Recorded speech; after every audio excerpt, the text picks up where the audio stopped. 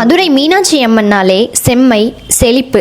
அம்மனிடம் இருக்கும் நகைகள், வைரங்கள், பொக்கிஷங்கள் எண்ணிக்கையே இல்லை. ஆனா இதெல்லாம் விட வித்தியாசமான காணிக்க ஒன்று இருக்கு. அது ஒரு ராஜாவோ தர்மகத்தாவோ கொடுத்தது இல்லை, ஒரு ஆங்கிலேய பக்தன் கொடுத்தது. Madurai collector Rous Peter.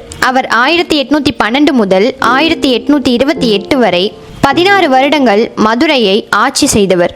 Madurai கலெக்டரே அப்போது கோவில் தக்கார், அதாவது கோவிலை கவனிப்பவர். தொடக்கத்தில் பீட்டருக்கு இது புரியவில்லை. ஆனா காலம் ஓட ஓட அம்மனின் மகிமையை கேட்டார், பார்த்தார். மனம் உருகி போனது.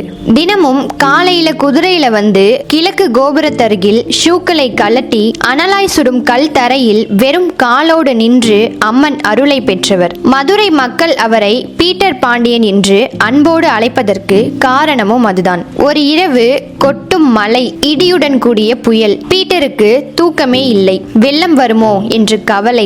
அந்த நேரத்தில் 3 வயது சிறுமி ஒருத்தி வந்தது போல ஒரு குரல். வெளியே போனார். அந்த சிறுமி தன்னுடைய கையை பிடித்து வெளியே இழுத்து சென்றாள். அவர்கள் வெளியே வந்த உடனே அவரது மாளிகை முழுவதும் இடிந்து விழுந்தது. பீட்டர் அதிர்ந்தார். அந்த சிறுமிக்கு நன்றி சொல்ல ஓடினார். ஆனால் அவளை காணவில்லை. சிறிது நேரத்தில் மீண்டும் அவளை பார்த்தார். அவளை பின்தொடர்ந்து ஓடினார். இறுதியாக அந்த சிறுமி மீனாட்சி கோவிலுக்குள் சென்று மறைந்து விட்டாள். அது சாதாரண குழந்தை அல்ல, அம்மன் தான் என்று பீட்டர் நம்பினார். அந்த நன்றி கடனுக்காக அவளுடைய தெய்வீக பாதங்களுக்கு அணிவிக்க ஒரு தங்க காலணியை உருவாக்கினார். இவை சாதாரண காலணிகள் இல்லை. ஒவ்வொரு ஷூவும் 28 டோலோ தங்கம். மேலும் அம்மன் சித்திரை திருவிழாவில் தங்க குதிரையில் வரும்போது சேணம் இல்லாமல் சிரமப்படுவதாக அவர் நினைத்தார். அதற்காக நவரத்னங்களால் அலங்கரிக்கப்பட்ட 2 தங்க சேனையையும் காணிக்கையாக அளித்தார். இன்று வரை சித்திரை திருவிழாவின் 5வது நாளில் அம்மன் தங்க குதிரையில் வலம் வரும்போது இந்த ஆங்கிலேயரின் காணிக்கை